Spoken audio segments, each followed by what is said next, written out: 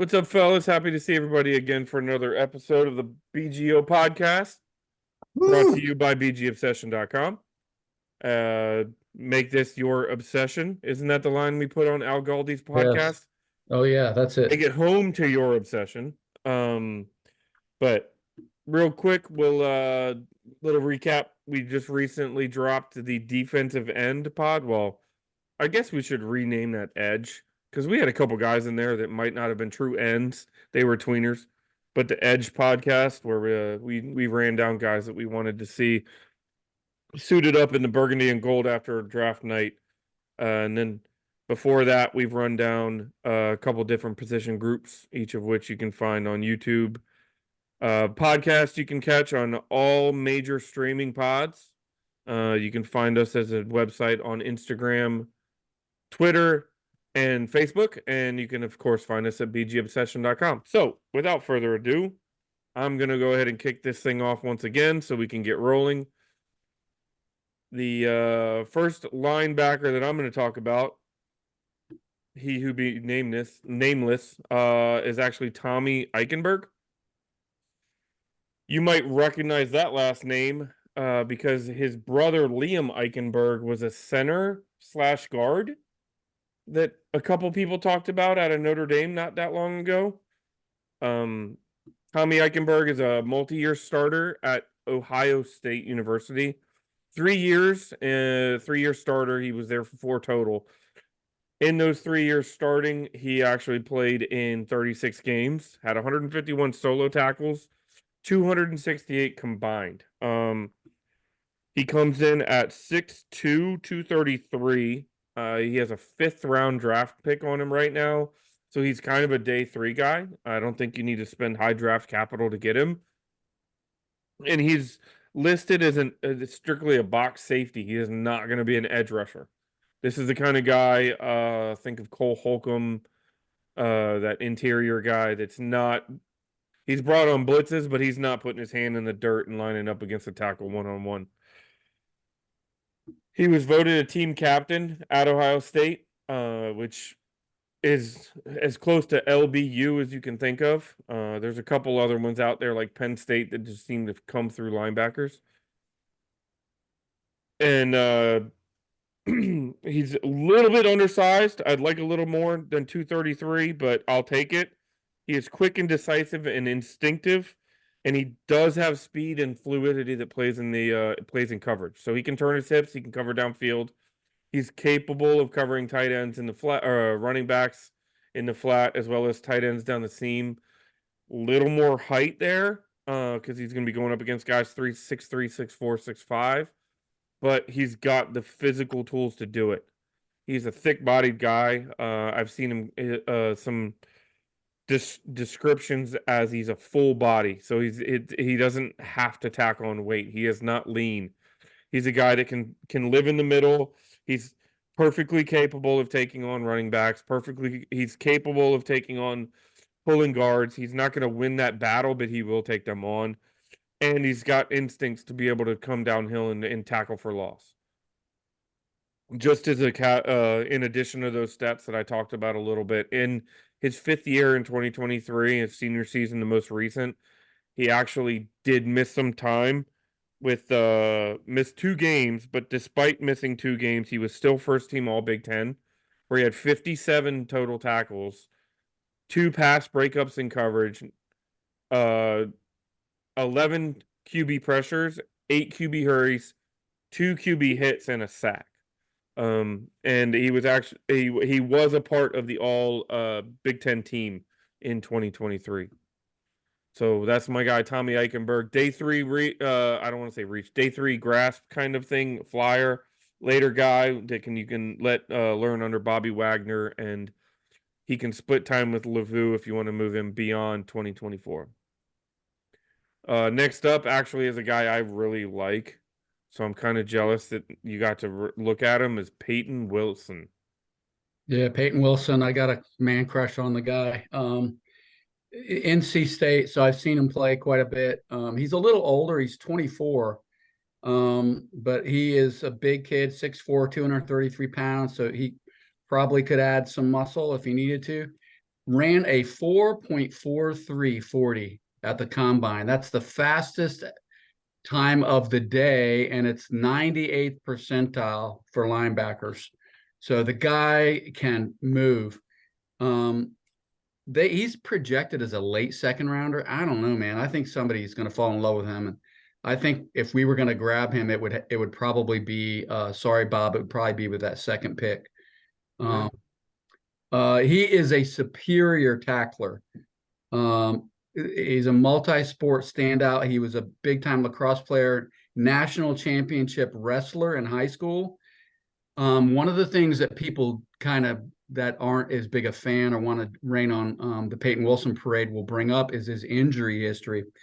Well, his injury history, he did tear an ACL in 2018 in high school. All right, and he had surgery and missed a lot of his freshman year at NC State because of the ACL tear. A lot of people are reporting he's had two ACL tears. He did not have two ACL tears. He had one ACL tear that kind of spanned 2 seasons. He has had a shoulder injury as well, I believe, but I think in 2021 he missed some time. But anyway, he won the 2023 Bednarik Award, which is a Defensive Player of the Year award in the entire country, and the Dick Butkus Award for the best linebacker in college football. That's pretty impressive. He was ACC Defensive Player of the Year in 2023, 138 tackles, 17.5 tackles for a loss, 6 sacks, 3 picks. He is a violent guy. He tackles, highlight reel tackles, big hitter, has a great work ethic. He's a leader. He's got a high football. The guy's a wet dream for a defensive coordinator, basically. I don't know how else to say it. Wow. I think the biggest thing is he's got this huge high ceiling, but are there injury concerns? I have no injury concerns. He's had injuries. Players that play violently get injured occasionally. It's going to happen. But I think if he is there in the second round, I would have no problem taking him, man. I know we need an offensive tackle or maybe some other offensive lineman, but I'm kind of I don't know, I think it was probably Derek who was alluding, and Mark, I think, echoed it, which is, you know what, man? You look at who's there and you take the guy that's going to be a game changer, and you worry about what happens after that once you have him on your roster. That's what I think. In that picture right there, for those of you on not watching, this looks like a 28 or 29-year-old NFL starter. Look at him. He looks like one of the Bosas or something. Other than the bare midriff, and he get fined for that in the NFL. Yeah, fair. All right, next up we have Edgerrin Cooper out of Texas A&M. Yeah, so I have Edgerrin Cooper. He's probably one of the players that I find to be most intriguing in the upcoming draft, and maybe one of the players that I'm most excited about. So when John was talking about Peyton Wilson, he was talking about game changers, and that's precisely what you're getting with Edgerrin Cooper as well. So I'm going to be echoing a lot of the same things that I feel John did when it came to Peyton Wilson. So the linebacker class is considered not to have the most amazing or elite talent in this upcoming draft cycle. And Edgerrin Cooper is probably seen as being one of the guys at the higher end of the scale, maybe one of the top 2 or 3 linebackers in the entire class. The 4 best words that can describe him, or the 4 best descriptors, would probably be athleticism, aggressiveness, he's got coverage ability, and over and above all that, intelligence. He ran a 4.52, so pretty solid speed, like pretty impressive speed. Guy was all over the field. 84 tackles, 8 sacks, 17 tackles for loss this past season. I talked about his intelligence. He diagnoses plays really quickly. He's a guy that processes things well. You can line him up on tight ends. You can line him up in the slot. You can cover running backs. He's basically a do-it-all player. So he's your Swiss Army knife type player at the linebacker position. If you need him to be a quarterback spy, he's certainly got the speed to be able to do that. Run defending is considered to be one of his best traits. He's a violent downhill run defender. He's got really good awareness in that he doesn't get lost in the shuffle. He'll take the proper angles to the ball carrier, and is successful in that regard. One of the descriptors that I read about him that really caught my eye and that I really loved is he was described as being a missile, someone who plays with, and I quote, reckless abandon and has absolutely no regard for his body. He's seen as being a guy that can play all three downs at the NFL level. And this will probably be something that is pretty intriguing to a guy like Adam Peters. He apparently models his game after Fred Warner.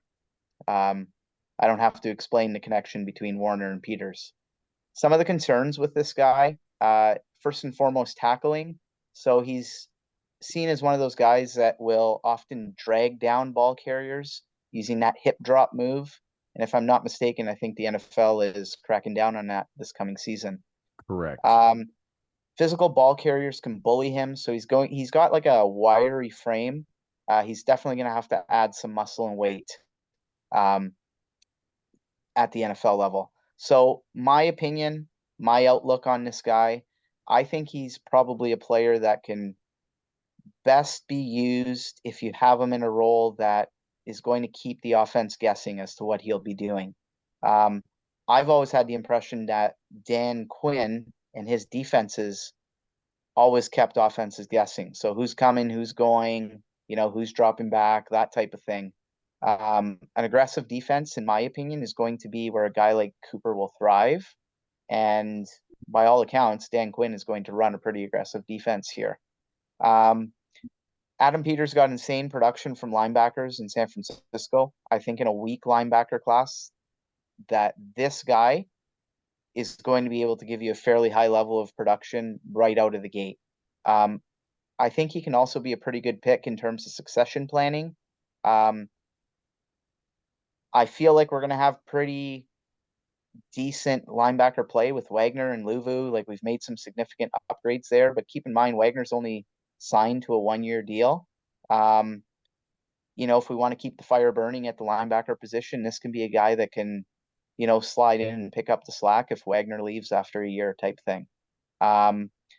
One of the things with Edgerrin Cooper, just to finish off here, apparently he didn't interview too well with teams at the East-West Shrine game. There are a few concerns in terms of his attitude, and that might make some teams shy away from this guy. So if this is a guy that is available with one of our picks in the second round, I feel like that would be a player that has fallen right into our lap in that type of situation. And I think he can be set up to do well, being able to learn from a pro like Bobby Wagner. It might just be what the doctor ordered for a kid like this, because he's got an immense level of talent. And I think the sky's the limit for him at the NFL level. So I would certainly not be shying away from picking a talent like this if available in round 2. So that's what I got. Edge Cooper. All right. Good Next name up. too. What? It's a good name too. Oh, absolutely. Next up we have Maris Liufau. Liufau. Yeah. Liufau. So it would be irresponsible of me not to mention how things have changed as far as the linebacker room and the linebacker position on this team. Or how crazy it would be if Liufau was backing up Luvu. I'm just saying. For as long as I can remember, we have wondered if Washington would ever have linebackers and take that position seriously again. So we've gone out and brought in, I think there are 7 or 8 on our roster now after all the free agent signings.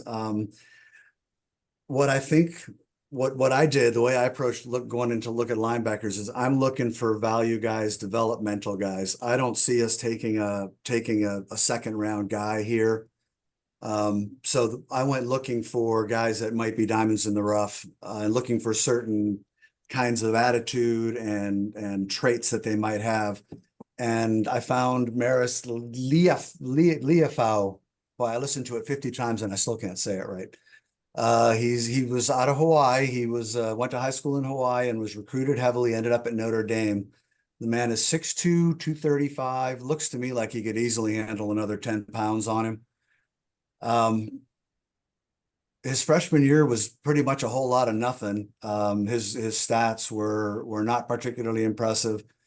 He got injured early, like before the season, his sophomore. He blew out an ACL, did not play at all his sophomore year. Came back in 22 as a junior, played in 12 games, 600 snaps, 30 tackles, 11 pressures, 10 QB hurries, and just the one sack. A solid player, but not spectacular. Came back in his senior year, his junior year then, because he missed sophomore year, but played in 12 games. Ended up with 5 sacks, 17 hurries.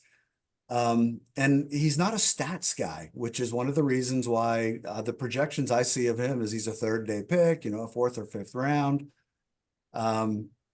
I am not going to do the same thing I did 3 or 4 years ago when I talked about Nick Bolton, was one of my guys when we talked about linebackers.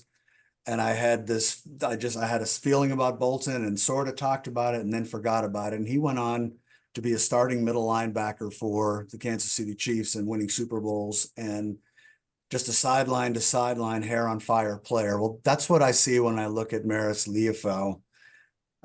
He's only like a 4.64 guy, probably didn't help, but he doesn't play that way. He's a quick twitch and instinctive player, and he just gets there. He just seems to get there.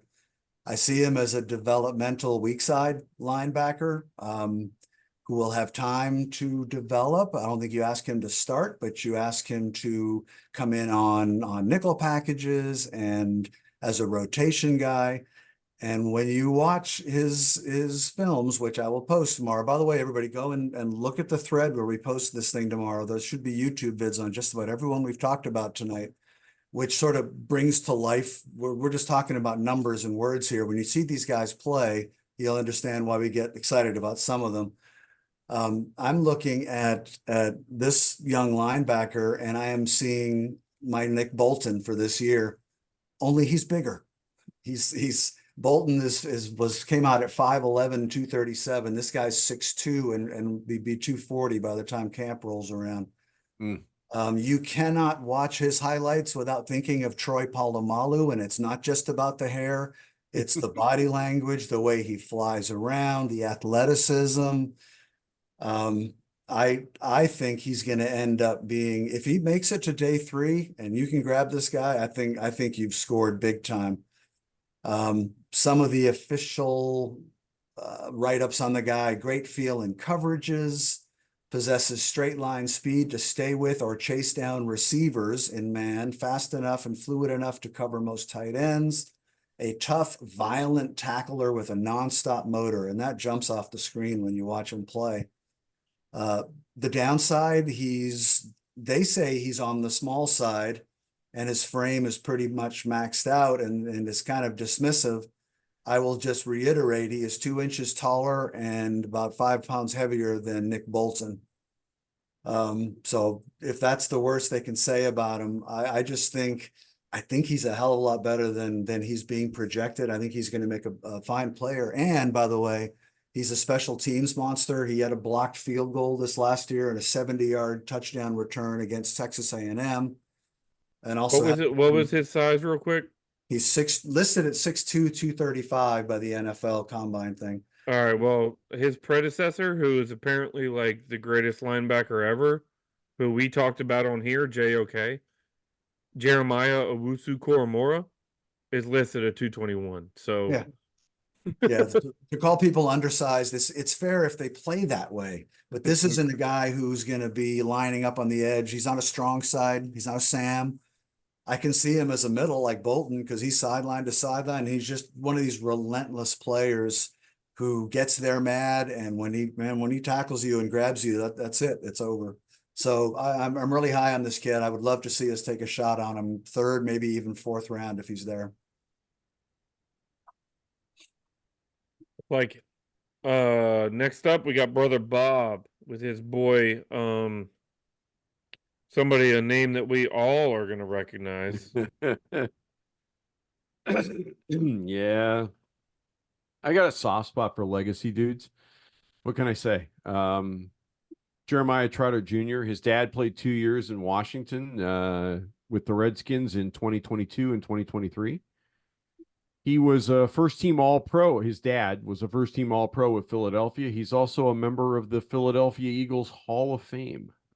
So lots of legacy here, both in terms of NFL and in terms of Washington. Trotter's played at Clemson for the last 3 years. He's one of those rare guys that made the jump from high school to college in January. So that gives you an idea about the relative level of intelligence and maturity. He quit messing around with it and went straight on to college. In January of 2021, he's played 3 years at Clemson. 6 feet 230. So in relative NFL terms, we're talking about a fire hydrant. The guy is not overly tall, but he is seriously dense. Clemson plays a lot of 4-2-5. You see that we're running around here. You see that whole Buffalo nickel thing going on when you watch a lot of Clemson highlights. They've got a big safety that plays, the slot or up in the box. Trotter plays one of those two linebacker positions. The dude is all over the field. He is probably going to be a middle linebacker in the NFL is my take on it.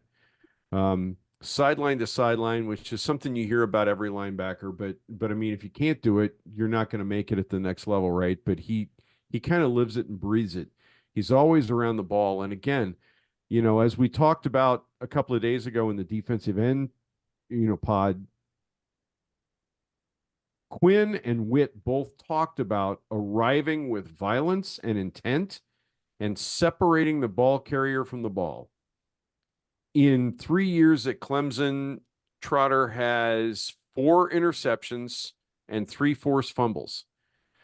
The guy is absolutely a beast in pass defense. Doesn't matter whether it's rushing the passer or dropping back. He is equally adept at either. I've seen him play a lot of off ball. I've also seen him line up in a gap and blitz. He's got 13 sacks in 3 years. But when you really dig into those stats, most of those sacks are the last 2 years. He only had 1 as a true freshman. He had 6.5 as a sophomore and 5.5 as a junior. For the record, he was a second-team All-American as a sophomore at Clemson. He was a first-team All-ACC guy as a junior at Clemson.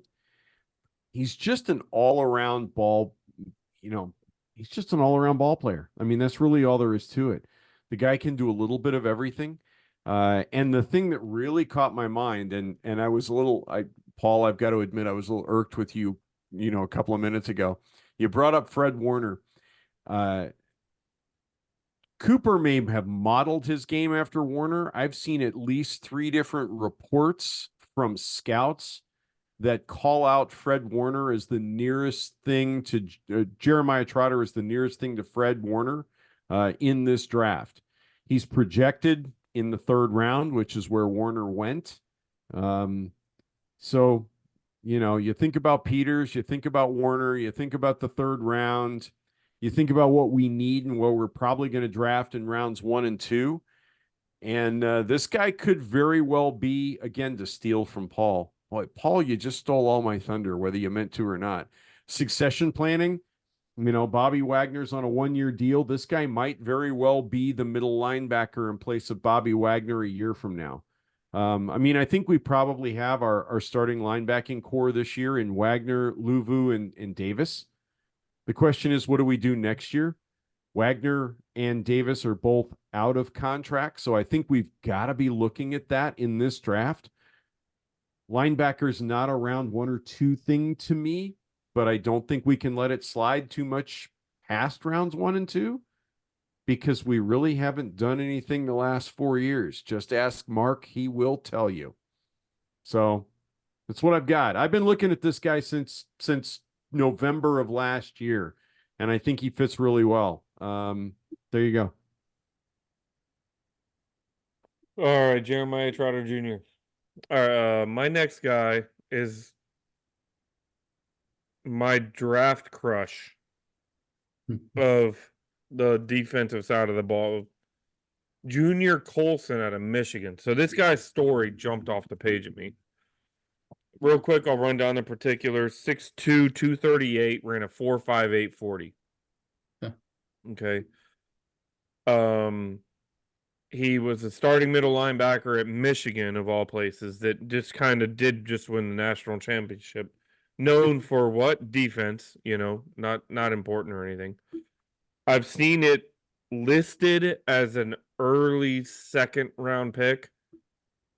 I've also seen him listed as a late second round pick. So I do wonder if he can slip past 36, maybe down to 40 into that range. But what really jumped off the page at me and what really got me excited about this guy is this guy's story. So he had 114 solo tackles in 3 starting seasons at Michigan.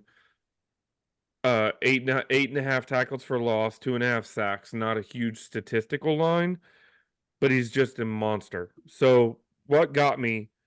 He was originally born in Haiti.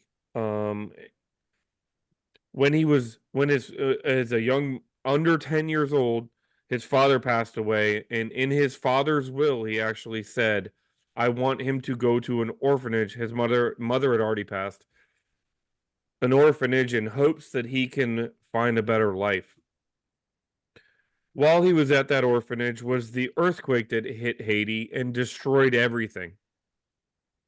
So, living in this orphanage after the earthquake, a family from Tennessee actually goes down to Haiti to help, to volunteer their time, and they meet Junior Colson and decide, well, his name wasn't Colson. They fall in love with this kid. They end up adopting him and bringing him back to the United States at 9.5 years old. He comes back to the United States, has never played football, does not speak a lick of English, true English. He's only played soccer. Rises up in high school to become a heavily recruited and ends up committing to Notre Dame or Michigan on May 24th, 2020. 10 years to the day from when he was actually adopted by the family that adopted him in Tennessee. He goes to Michigan, becomes a 3-year starter as a linebacker at Michigan. I'm going to read you a little bit of a quote back and forth as he's playing against Purdue. So he makes a tackle. There's a pile up. He goes up to his teammate, Michael Barrett, and says, "I think my hand is broken." Barrett responds in disbelief. "What do you mean?" He goes, "I feel my hand's broken, bro." Barrett says, "You sure you want to go out?" He goes, "Nope, let's finish this drive." They finish the drive. They go in at halftime, take x-rays, confirm that his hand was broken. What does he say? He said, "Nope, just put a big cast on it." He ended up getting it wrapped in a club, comes out in the second half. This is a game that they won like 41-14, by the way. He won Big Ten Tough Guy of the Year as a player, which is, as we all know, corn-fed big boys up there in that part of the country. He goes on to then break his other hand and complete the season to go on and finish a national championship run. This happened in 2023, by the way. So this is my dude. This is the guy I'm latching my wagon to and hoping that this guy can grab onto somebody. He's listed as a multi-role linebacker. I hope we bring him in. His tackling percentile, if you go by judgment, Draft Buzz has an analytics. You can go through their overall ranking as a 97%. Did he have both hands wrapped up at the same time? Were both hands broken at the same time? Is that what I heard? Yes. You can kind of see it in this picture right here. The left hand is in a club, and the right hand has his three. All he has free is his thumb and his pointer Index finger. The other 3 are taped completely together. All he did with that is lead the team in tackles. Okay. He is an effort guy. I believe he will take nothing for granted because of where he came from. And he is completely just dedicated to his craft when you see a guy do some stuff like that. So What are his projections? What's his round projection, Derek? late second. Late second. Mm-hmm. Does he look like a Mike to you? Or Size, yes. I think he's got the ability to be a Mike, but size wise, like I know everybody says, well, if I want a Mike, I want I want Ray Lewis. I don't care about Ray Lewis. We lived on Mike linebackers like London Fletcher for a long time, you know. So I want a guy who can control the narrative, who can control the defense, who can do what he needs to do, who can bring the presence on the defense or in the front seven. So I could see him as a Mike. I think he's smart enough to play it. I mean, he learned English in less than a year. Okay, it's coming up from Haiti, and he was able to, parlay that into an education, to a college education, and then where he went. So this guy's not coming, off of a situation where he has shown the ability to be smarts, and you don't become a starting middle linebacker for Michigan for a guy by the name of Jim Harbaugh if you don't have the ability to play football. So he's listed effective communicator pre-snap, consistent tackler, and he has the speed and agility to cover vertical routes to contribute. So he can play both sides. He can play range side to side. He can play up and down, deep, inside, outside, whatever. So that's Junior Colson. There's my man crush for tonight. Next up is Javon Solomon. Oh, great. I get to follow the blind side, man. So Javon Solomon is I decided I would look at some small school guys, and he was the one I picked. Javon Solomon is from played at Troy University, and I had to look it up. I don't know if you guys have ever heard of Troy University, but it's in the Sun Belt Conference. Who the hell else is in the Sun Belt Conference? Don't ask me, but he did play for a small school. He's not a big guy. He's 6'1". Well, let me put it this way. He's a stout guy, but he's not tall. He's 6'1", about 246 pounds. He's got respectable speed, 4.72 in the 40.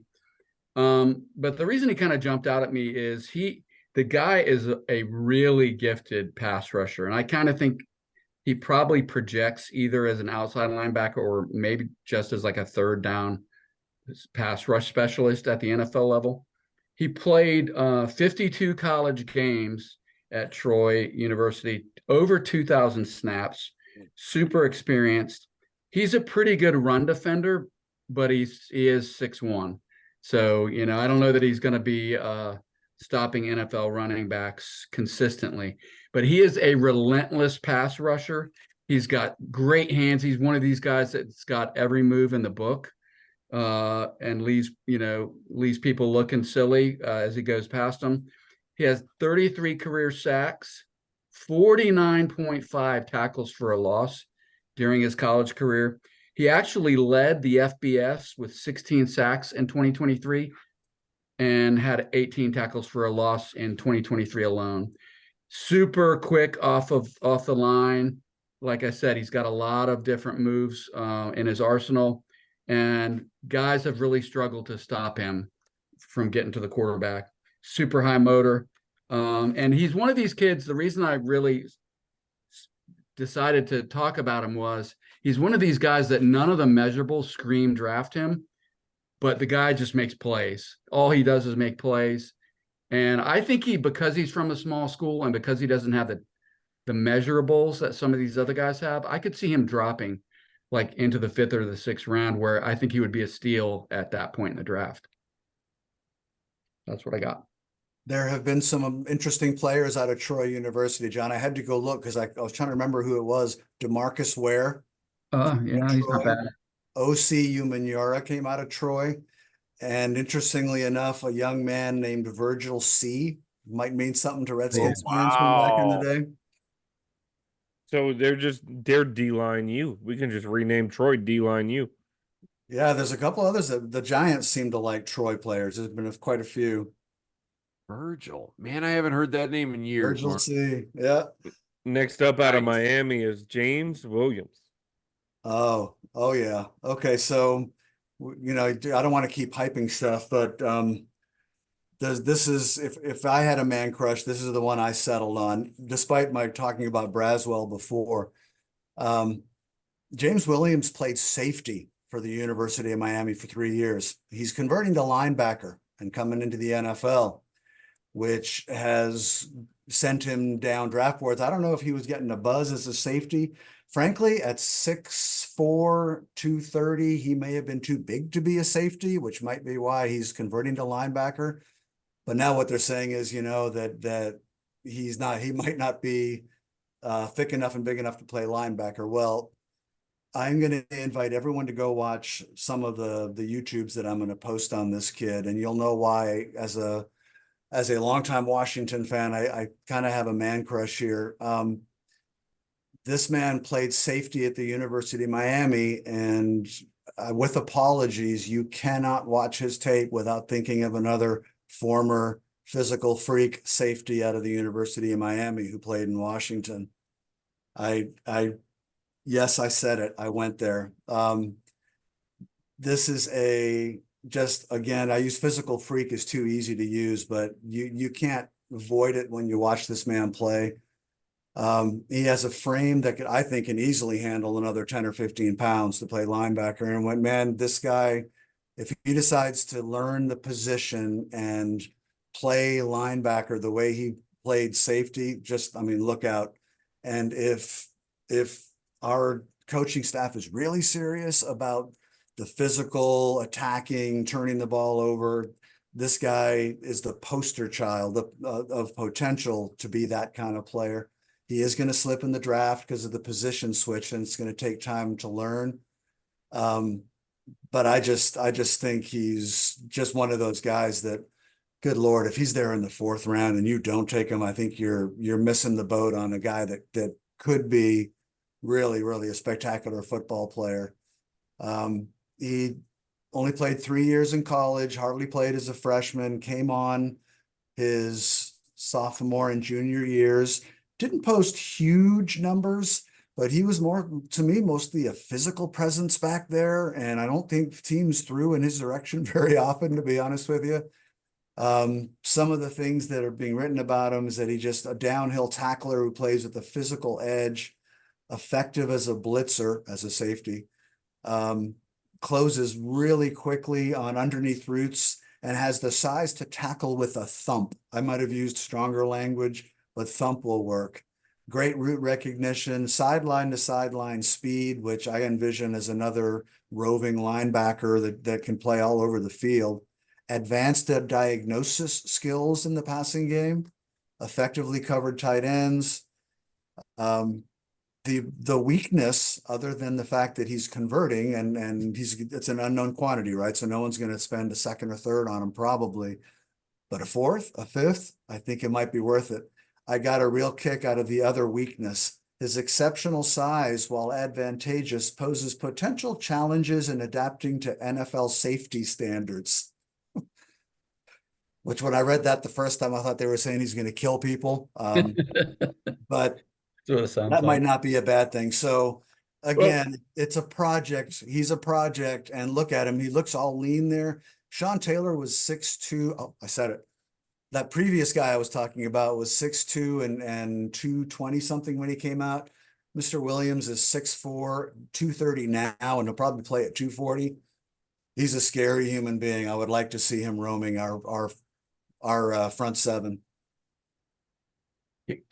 But that uniform, though. Yeah, I don't know what that's all about. I mean, that looks like it. That looks like he got rejected from a European rave. Or he bought it at south of the border. Now, what was Spencer? Mark, before we move on, I want to throw a name out there, and I want to see if there's a comp here. Isaiah Simmons out of Clemson. I think he showed up as a comp on one of the unlike Draft Buzz or somewhere. Okay. Yeah. Again, you're taking a chance here. He's not going to be a starting linebacker for you, maybe for 2 or 3 years, but on special teams, he would be a threat. And as a situational player, while he learns the position, I just think the upside is off the charts with this guy.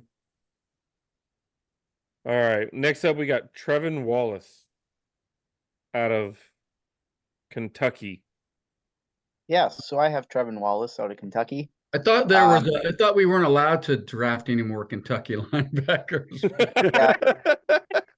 So that's what I was actually going to start with and make note of, because some of you might be sitting there, or at least the four of you might sit there and say, "Hey, wait a second, is he talking about Jamin Davis?"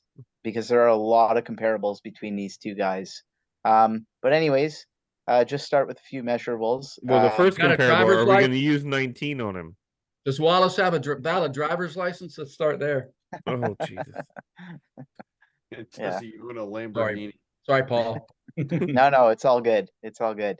I think he has more of a brain than Jamin Davis. I'll say that. Anyways, 6'1", 237 pounds, 3-year junior for Kentucky.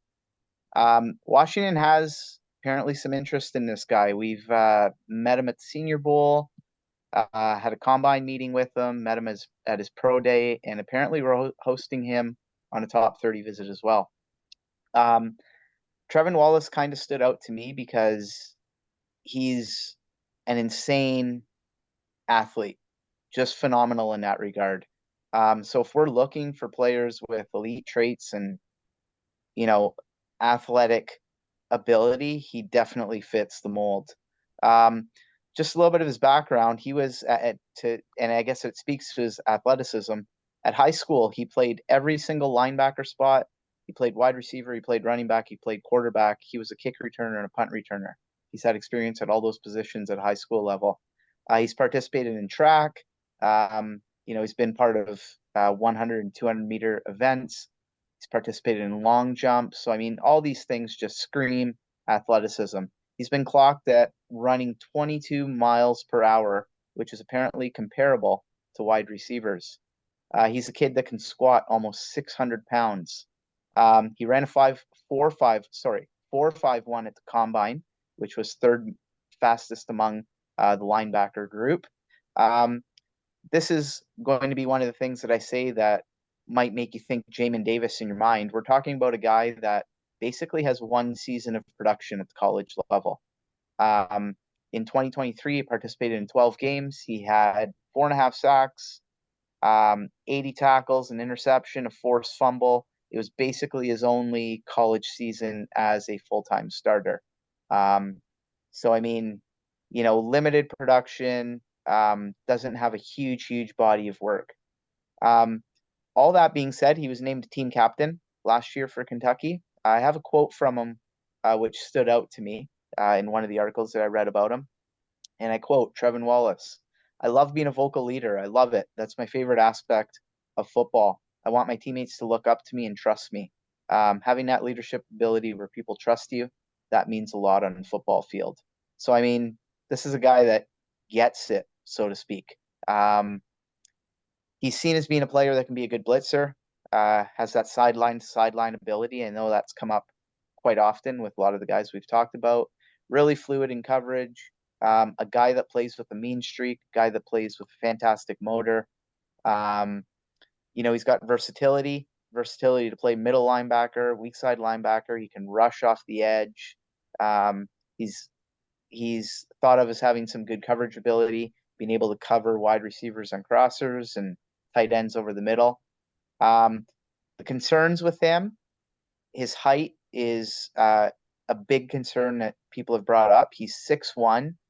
Derek, I think you mentioned it earlier. You were talking about London Fletcher, and in my notes I have London Fletcher's name in brackets. He was 5'10". That didn't stop him from putting together what should be, in my opinion, a Hall of Fame career. Again, the other concern is, lack of production. One full season as a starter, so he's got, limited statistical output, so to speak.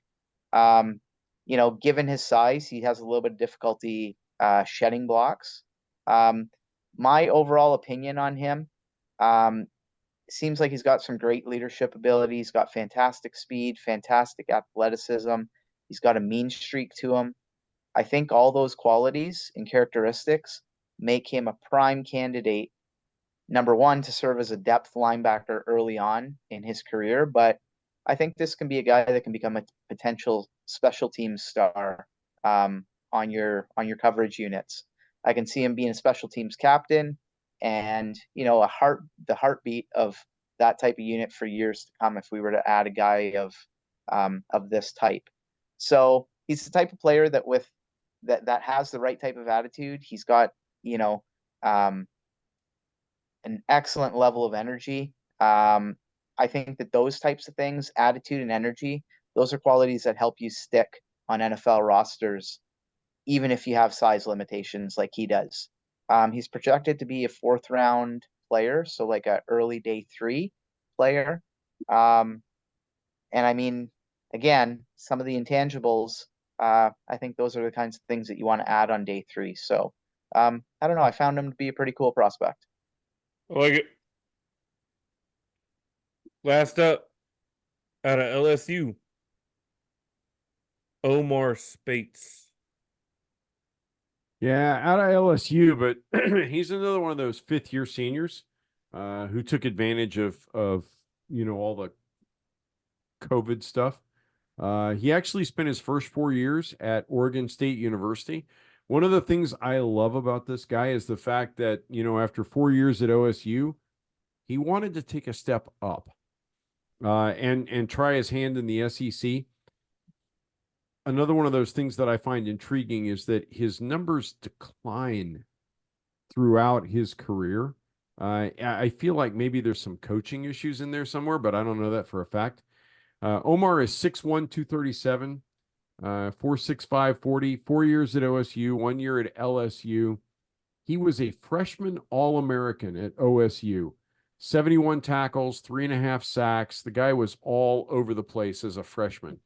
And then his numbers kind of dropped off a little bit. He often arrives with the ball. The guy is very much a pass defender. So often arrives with the ball. He has a great feel for coverages. He's not going to be a pass rushing linebacker. He's definitely going to be he's going to play run. He's going to be a defender as far as pass is concerned. He's going to drop back in coverage. He's got real problems when it comes to blitzing. He can't get off the block. He's lacking some strength in the upper body. And so, offensive blockers do a fairly decent job of dealing with him when he blitzes, at least as he got deeper into his career. However, again, that's one of those things I think maybe a professional team with a deeper sports science group and strength training group could potentially fix, right? And he's got the frame to put on a little bit more beef.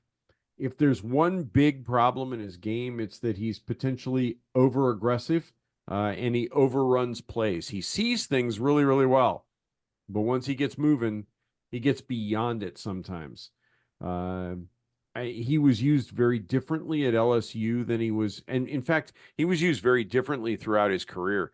As a freshman, he was kind of a downhill guy, go get the guy with the ball. And the longer he played in college, the more he got used for coverages and other things that kept him from putting up those eye-popping stats. I've seen him projected anywhere from round 6 through undrafted free agent.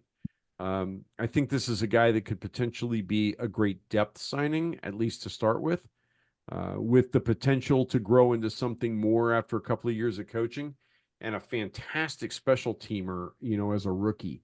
He's got all the intangibles that you look for,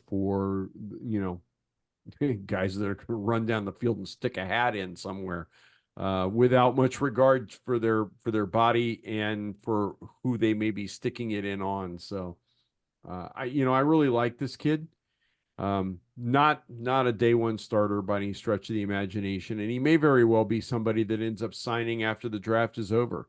But I think he's somebody that's going to end up making a team somewhere and potentially making somebody's special teams much better in 2024, and then making somebody's defense much better in 26 or 27. So that's what I got from Mr. Spates. Not bad, fellas. Again, we a couple tweeners in there, but I think we all saw. Did you all notice how light the linebacking class is? And I don't mean light by like lack of talent. I mean light by weight. I was looking into the linebacking class coming out. Nobody's over 250, right? I think You that's got to the be able trend to, now. yeah, you got to be able to run, and cover and Yeah. everything else. Nowhere did I see that more evidently than when I looked at Jeremiah Trotter's dad. Right, Jeremiah Trotter Jr. is 6'0" and 230. His dad was 6'2", 262. Yeah. It's that evolution of the position, right? Yeah. And the evolution of offenses, if you're going to be 260 at linebacker, you better be a freak and be able to move. Yeah, you got this. I think it all starts with the dual threat quarterbacks that are now everywhere. You can't have slow linebackers anymore. Well, beyond that, if Just you're gonna- 260, they're putting your hand in the dirt. You're going to go get somebody, right? Yeah, They're I going to mean, turn you that's- into an edge rusher, That's Dexter Manley weight. right? You know, Manley and Mann were both in that 260, 270 range. I'm so happy we're talking about linebackers, and it's not just like whistling past the graveyard, right? We're not wasting our time talking about linebackers and the Washington football franchise. There has been a legitimate investment And you in know, position. with the Big time. numbers that they've brought in, it speaks to me again. I don't think we're going to play a predictable 4-3 or 3-4. I think that we're going to see multiple fronts and mixes and 4 and 5 linebackers on the field for certain packages. I just think it's going to be that with the way they seem to be building this roster and the way the game's evolving, we're past the days of saying he's a weak side linebacker, or he's a 4-3 guy or a 3-4 guy. Those days are gone. I just wanted to point out, and I know we've talked about this a little bit before, but I don't think it gets enough attention, which is the free agency we just had. Not that we signed a bunch of stars like Snyder would have tried to do, but the fact that we brought in competent players at so many positions of need, going into a draft, probably the most important draft in 20 years, with 6 picks in the top 100, the flexibility that gives them to go after best player available is huge. Yeah. Mm-hmm. Yeah. And to your point, Mark, just to double down, Jeremy Chin is listed as a safety. That guy can play outside linebacker. Yep. You know what I mean? Like he's gonna that position flex. Position flex. Like we saw it as like a negative, but now it can actually be turned into a positive where Yeah, it hasn't been even 5 years ago. Who was the kid that we took? The linebacker safety guy out of UCLA, I think, or USC. Oh shoot. Oh, Sal somebody or Saul, or he had Ravens. Sua Cravens. Sua Cravens. And it was like laughable. Well, he doesn't have a position, and back then you were kind of had to have one. Not anymore. Well, and the funny thing is Cravens was highly sought after when his contract ran out of Washington and we didn't re-sign him. The dude turned out to be a mental flake, but in terms of physicality, he was everything defensive coaches look for behind the line now. Oh, he could play all over the defense. Yeah, he was supposed to be the next Tyrann Mathieu, the next Honey Badger, right? Yeah. I think we're going to see some of that. I mean, you look at what Witt and Quinn ran in Dallas, and I kind of have a front row seat for that. Micah Parsons is not the prototypical traditional linebacker in terms of size and weight, but the dude plays totally outside of his weight class. And I think that's what we're going to be looking for is guys that play at a different speed, at a different level. Measurables are great, but if you're mentally not in the game, if you aren't mentally prepared to play violently, it doesn't matter what your measurables are. And I think they're going to be looking for guys that are perfectly willing to stick a hat in there and do bad things to people. Well, it seems to me that we spent this entire podcast talking about guys just like that. Yes. I think I said it before. Anybody listening in and following, go to the thread where this is going to be posted on BG Obsession, and look at the videos and see if you see what we're seeing. There's a pattern here. We're looking at guys who are going to bring it and play with that attitude that Whit was talking about. Fellas, it's been That does. fun. We got a next pod coming up. Next week, we're going to be talking about quarterbacks and defensive backs. So, quarterbacks are going to be a little different. I think we're going to lean more towards you stake your claim in a guy and you just make your case for him. We're not going to do the two guys, break down the film, do all of that. But if Throw a you're name here, in the ring and let the Lions go, man. Just that's right, buddy. Yep. Let's get ready to rumble. Yes, sir. That's right. Yes, sir. But if you're still here, please jump on the YouTube page, like, subscribe, join on bgobsession.com, follow us on Twitter, follow us on Facebook, do all of it. We enjoy it. We like mixing it up. We love good conversation. Everybody here agrees with me if I'm not mistaken. So You are not. thank you to everybody. It's Thank been you. a pleasure. Not at all.